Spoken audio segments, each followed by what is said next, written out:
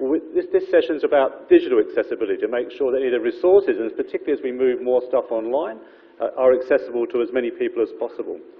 So the Australian government has endorsed some official guidelines for web content. They're kind of commonly known as WCAG, Web Content Accessibility Guidelines. They're intended to maximise the accessibility of any web-based resources. So as part of our blended learning strategy, we're producing a quantum of learning resources in formats from MS Word, PowerPoint, PDF, video, rich media. But how can we ensure that these resources are accessible as possible? We've put together a small, sharply focused working party to determine how we can best make our resources accessible and to assess our accountability to WCAG. And that will propose recommendations and solutions on accessibility for the university to consider. So, Tom Bowring, he of the Man Flu fame, is chairing that working group, but he's obviously not here today. So we have someone from the committee on the sub-bench, which is Paul Macmullen, so be kind to him when you ask him questions. I'll try and remember that, Paul. But I might ask Amy, who's also stepped up to the plate as well, because Tom was going to do this a little bit, just to give you a brief explanation about what the guidelines say and what the advice is from legal about our obligations. Amy, if I could just hand you for a minute or so to say that. That's okay. So web accessibility for me, and I'll just do a little bit of a side for a second before I get into the legal, is web for all. So I approach web accessibility as not just for people with disabilities, but anyone from age 8 all the way through to 80. You're on the train, travelling home as a student, you need to access your videos, but you forgot your headphones. So how do we make the website, learning materials accessible for all? So I just wanted to lead in by that, sorry. So Peter Malecki and the committee have commissioned some work by some external lawyers to find out exactly what the requirements are by the university. And the comment is that we do not think that the Commonwealth Government has imposed mandatory obligations. But then they do go on to say that we need to, and this is a term that everyone should be aware of, that we need to provide reasonable adjustment for individual students as well as students across the board. So I'm sure everyone knows reasonable adjustment, how to cater for students with special needs, as well as how to cater for students in the classroom. When we do go through the success criteria, there's 4 principles, and then there's 12 guidelines under that. So does everyone know the different levels of accessibility? How we move from, no? Okay, so we start at level A, which is your basic guidelines, and then we move up the ladder. The University of Western Sydney has said we'll aim for level AA accessibility, and then there is a AAA above that. AAA is quite hard to obtain, however, it is not impossible.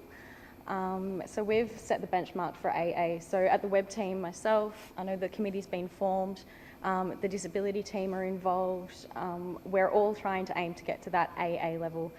I won't go through every single one in detail because there's a nice bunch, but these are available online. They're WCAG, WCAG 2.0, Principles and Guidelines. When you do look at them, look for the checklist. It's a great resource that will just go through point by point rather than going through all the material that you need to read. That's the material we need to understand when we're developing. But as an educator, it's good to know that things such as captions on videos are important, alt text on your images from the blended learning team when they upload. That's a bit of a summary and a bit of an overview, but I highly recommend everyone review the checklist just to have an understanding of it. And then I'm sure that the team, the committee and myself, a more blended learning team are happy to answer any questions that you have once you go through it. Thanks, Amy. Thanks for a good start. We should point out that WCAG is not an Australian thing, it's a global thing. It's an Australian kind of guidelines have come out, but it's actually global. I'm going to ask the panel a couple of questions each, and then I'm going to throw it open to the audience and for discussion and debate. And so my first question is for each of the panel members, and Amy has already covered this off from herself, but I might start with Roman next. What does web accessibility mean to you, Roman? Well, my wife's an occupational therapist working with kids with severe disabilities, and she's a keen advocate for the physical and built environment to be accessible to all. And as she rightly points out, if it's accessible for people with a disability, it makes it much more accessible for everybody else. Women with prams or husbands with prams, elderly, and the whole range of things. And it's not that much different with our teaching materials. If you make it accessible, you end up making it more accessible for able-bodied as well as the disabled. I had a go yesterday at taking one of my resources that I've got online at the moment to see how it stacked up. And it didn't stack up completely. There were some parts of it that were fine. So I spent the day just trying to work out how long it would take me to make it AA compliant. And it wasn't that much work involved in it. You know, the things that we can do to make it accessible are actually fairly simple. Optimising your images is one of the big things, because things like screen readers won't start to interpret what's going on there until they're downloaded. And so your image is 60 megabytes instead of 60K. That's going to make those sorts of things really inaccessible. Things like headings, structuring your content through headings, because again, screen readers and those sorts of things depend on those headings. Captioning of videos. Anybody ever uploaded to YouTube and got the captions back? It's hilarious. But what you can do with that, for instance, is download the SRT file that's connected with the YouTube thing, edit that and re-upload it. So, you can correct it. There are other softwares as well. And they're probably some of the main things. Having long descriptions for images, so that if you can't access the image for whatever reason, is there a description of that image? And again, in the accessibility guidelines, and there are plenty of really great resources out there, things like decoration, you don't have to put an alt tag. Things where you might have a graph, for instance. Well, it's not that hard to provide a caption that has the same information so that it can be read as text or it can be interpreted as an image. Simple things that didn't actually take all that long. Thanks, Roman. Great start. Claire, what does this all mean to you? I've come rather late to all of this. Part of a project where we're designing iBooks, and we came across accessibility as an issue that we had to deal with. We threw it out to the community here at UWS and also to several other universities to try and get some kind of advice as to how to streamline this process, because it seemed to be very slow. And as a consequence, we became very, very interested in the whole area of accessibility. And we've got Sandra Windmill here, who's from Disability Advisors at UWS, and she's helping us also to understand how it is for people who do have disabilities of various descriptions. But also, I'm very much in the same thought as Amy and my colleagues here, Paul and Roman, that the more that we actually address this sort of thing, we're making it easier for ourselves. I was just thinking, if I was to ask who's written a document that's more than 10 pages long, just about everybody here is going to put their hand up. And if you've done one of those documents and you've used the headings, 1, 2, 3 heading, it takes a little bit of setting in at first, but you put those in, you've automatically got your table of contents. And this document then becomes more searchable online, because the web crawlers, will search for those heading words. And those sorts of, you can use a document map. So these are the sorts of adjustments that we make that work for people who are using screen readers, if they have vision disabilities around their vision. But they also work incredibly well for us as well. So we're very much along the same line of thought, that accessibility is this universal design that makes things better for everyone, and then also addresses the very real needs of people who are limited to using accessible technology. So yeah, it's a really exciting field. It takes a little bit of extra work, but the payoffs are amazing. Thanks, Claire. Paul, I know you're a late joiner of the panel, but you're on the committee, so what does this mean to you? Well, when I first heard about accessibility, my first thought was like, OMG, like, how is that possibly going to work? But it's been good being on the panel, because we've started to sort of break down what's involved and what's required. And as Claire and Roman were saying, to some extent, the work we do on making things more accessible is going to benefit more than just those students who have particular disabilities. And I was thinking in terms of like language. We have a lot of students, we have a lot of academics also from non-English background, non-English speaking backgrounds. So even for them, I mean, often their ability to read English is a lot better than their ability to hear English and interpret it. So that's a benefit for them. But another thing is when doing, I've done a couple of sort of little vodcasts, which have been about 15 minutes long. And as part of that, we've sort of worked from a script rather than the other way around, try to create a script from what's being said. And in YouTube, it's amazing. You actually upload the script and it automatically syncs it. I don't know how it does it. It's very impressive.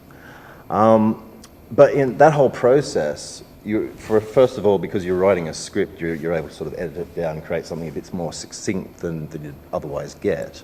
So it's all improving the quality of the product at the end, as well as making it more accessible. And I think once we're aware, once we have the ground of what we're required to do and what we can do and what we should do, we can start building our processes so that that's embraced in how we do things. And it won't be so much like how we're going to do this extra work on top, but it'll be integrated in how we do the work to start with. And I think it's quite possible to do that. Okay, now I've got a whole suite of questions, but I'm not going to ask them all because I'm going to get the audience involved soon. But I'm going to throw out a question first to the panel and then to the audience, then we'll invite comments and questions. So for the panel, anyone can jump in first. We can fight for the mic here. Who ultimately is responsible for making sure our learning resources are accessible? Anyone want to jump into that? Oh, I'm happy to. I think everyone's responsible, right from Blackboard, the system, to YouTube, the system, as we're using those tools, right down to even the student themselves, so that if they're not able to access something or if they're not understanding something, to be able to let us know that we need to be doing something about it, and us. So from the web team perspective, we need to make the public site accessible, blended learning with their work with views, support blended learning teams within schools, and academic teams as well. Similar situation, upload to YouTube. YouTube itself has come leaps and bounds since accessibility started. And accessibility is important to them for the amount of people that use their site. They have to be shown to be a part of that accessible 2.0. And so what they've done is made it easier for us to be able to utilise their services. Anyone else on the panel want to jump in there? I'd take the point of view that if it's a proprietary sort of thing, because I mean we do use stuff that's outside of the scope of what the university has, and we don't want to stifle innovation in that sense. But in a way, I'm at the limits of whether they are web accessible or not, and I will look for softwares that or systems that are web accessible in preference to one that mightn't be. But within the university, then, within views, if there is the window for an alt tag and so on, it's my responsibility to make sure I fill that in. Yep. Anyone else on the panel want to comment before I throw to the audience?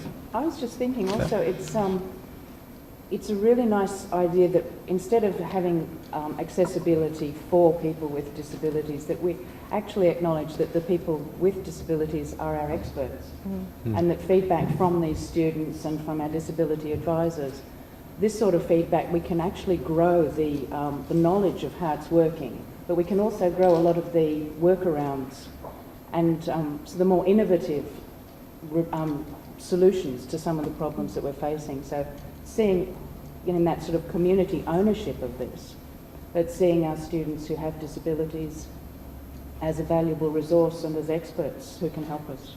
Cool. Does anyone want to make a comment about who's responsible or ask the panel a question about anything, in fact? Anyone want to jump in here? Sorry, yep. What sort of tools are available for people who would like to find out whether the material they're presenting is accessible for assistive technologies?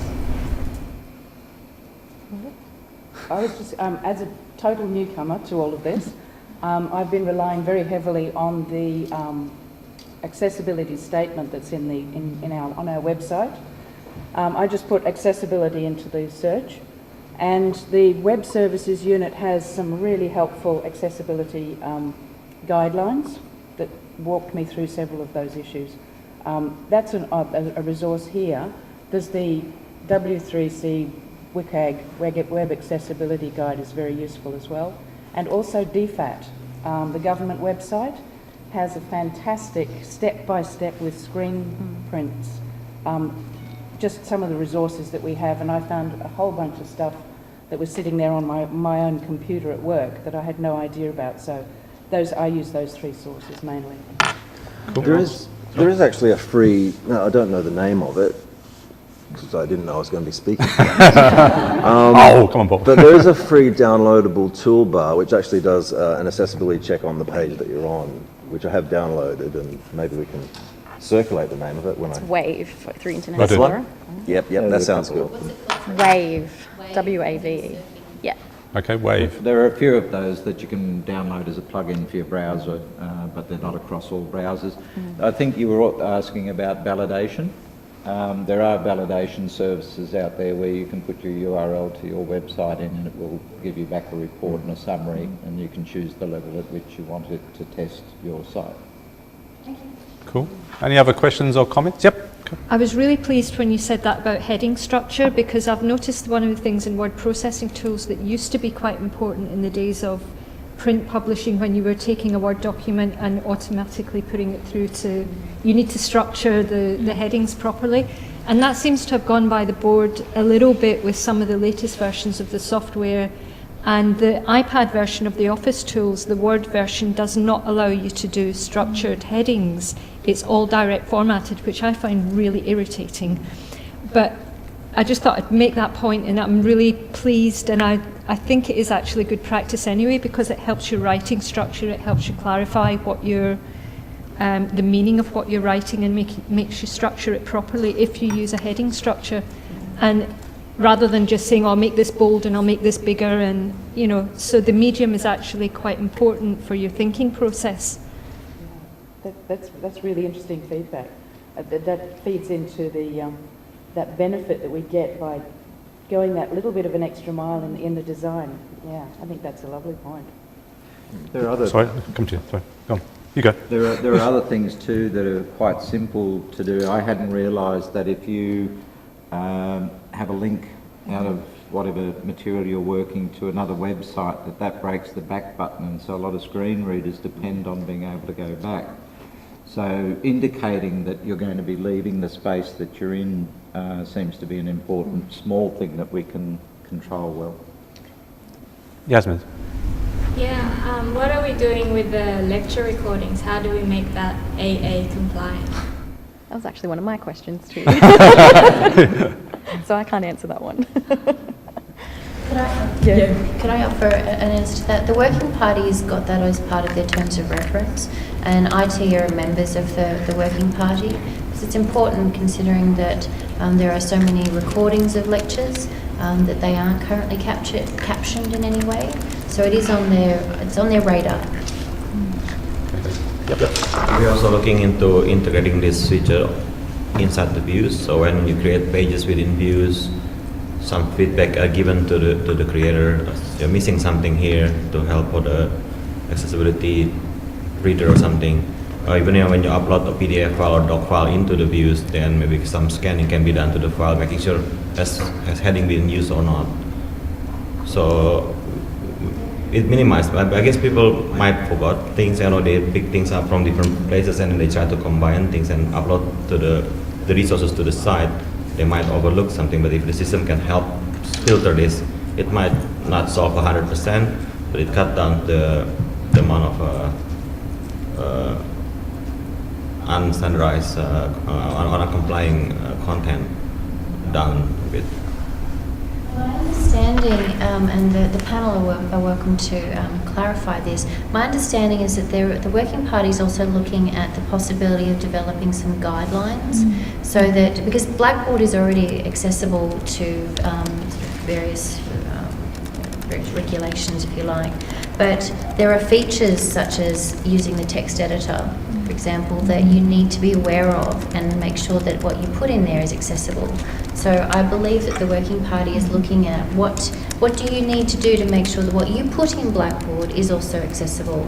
Is that correct? I mean, the basic standards which exist for our view sites within the UWS basic standards, I think will get you a fair way along the road if they're followed. So we're looking, I mean, Blackboard itself is compliant, Yeah, I think our little understanding AA. is. So it's a matter, I mean, using stuff in Blackboard, as long as you've got alt text for images and that sort of thing, will maintain that. And that's all in the basic standards. So it's really the things that we're then importing into Blackboard, like be they video or be they other sorts of images, which we might have to do a bit more work on. Okay, cool. Any other questions from the audience? Yes? Yeah, just in regards to using alt tabs, like alt tags, sorry, I think it's like great to do that. But on the practical side, can you suggest ways that you can do that for, say, maths equations? Because like it's a big string of, you know, blurbs, say you're doing an integral or something like that. Is that a practical thing to do an alt tag for that? Yeah, there's a, I think it's JavaScript Mathjax that actually will, rather than have to do images of, I'm not sure if it's integratable with views though, instead of doing images, it actually puts the formulas in as text. The Mesh website uses Mathjax, so it is readable rather than having an image there and then having to put the alt tag of the actual formula in there. So that might be something you want to check out. I'm not sure if it is. Yeah, I guess we've just used like the equation editor in Views, which creates images. And so. Yeah, I was going to say, if you formulate that question, put it into the working party, send it to Tom because he's not here, like he deserves it, you know. Anyway, and he can take that on board because I think that's be useful to get particular kind of discipline area issues that the working party may not pick up on because there's not anyone of that discipline on the committee. So that'd be really good to put something in. Yeah. Can I just ask, with the formulas and so on, apart from what you're putting onto Views, would you have them in Word documents? Are they feasible to build in Word or something else? I mean, a lot of the academics' lecture notes are PDF format or PowerPoint. So, I mean, they do exist in that sense, but even when they're in Word, they're like using the Word equation editor, or even some are, what's the maths? I've forgotten. There's some software that the maths staff use to create their... So LaTeX? Yeah. LaTeX, yes. Yeah. I'm just wondering, I mean, really all that needs to be done if there's an image there, is there an option to view it in some other way? Is there a downloadable Word document that has the same thing? I don't know if the screen readers would work with that. You would probably be better acquainted with that. Maybe what LaTeX does, it does have a syntax for the maths. It's not imaging as such. So it might be possible to get something out of that. Okay, let's put it on the agenda and put something in so it's on we don't miss it. Any other issues or questions, because we've got about 3 minutes left. Yes. Quick one. We have like two type of view site design type. One is click, another one is scrolling. So in that way, should we actually go down the scrolling part because it's actually going to load just better a long page, or just we go click because each time they're going to click, each time they're going to read once. So like that kind of technical things. And also we probably would like to use more iframe to incorporate other tools we would like to use, whether they're going to have impact. Now, I looked at iframes yesterday. Frames are a problem, but iframes seem to be less of a problem for some of those things. In terms of whether you have a fully scrollable page, I imagine that would probably be better, but again, I'd have to have a look at that. But you can also put named anchors in it, so you can just click on a link that takes you to that section. So there are different ways you could structure that, but it's a good question. Put it on the agenda as well. I've probably got time for one more question from the audience. Anyone? Yeah, I've got one. I'm being given a hurry up here. Any other questions or comments anyone wants to make? Yeah. What does the Working Party think about whether the word accessibility creates a kind of us and them mentality when I know a number of you have used the word universal, which I think is a much preferable terminology, and would the Working Party consider taking to the Working Party a suggestion that instead of the label being accessibility, the label is universal design across the university? I love it. Yeah. All right. Audience participation, I like it, yeah? Okay, good.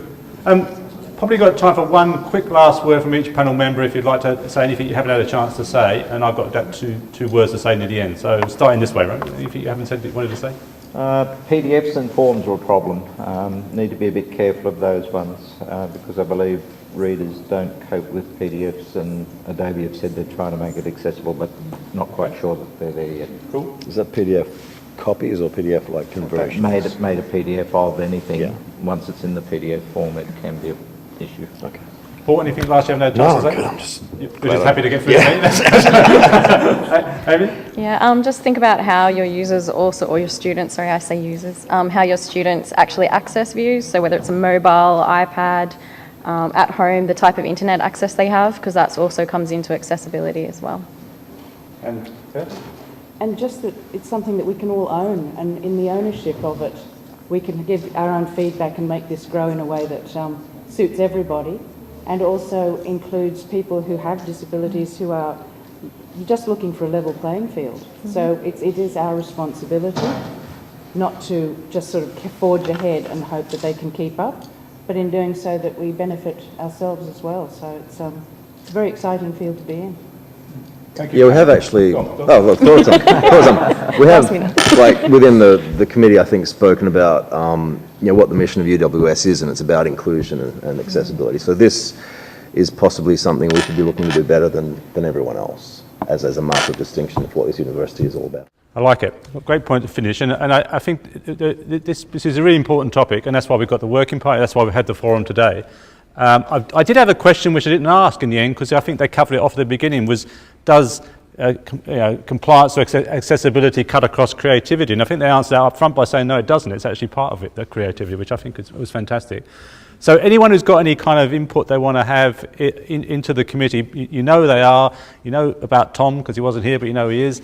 So send him emails and send him questions, because we want to make sure we cover everyone's issues as much as possible, so we get the best possible kind of documentation and guidelines from the committee that the university can use. And my final comment is, look, I reckon that UWS, as you just said there, we should be AAA. We should be going for AAA. So we'll finish on that point. And thanks everyone for their participation, and particularly thank the panel.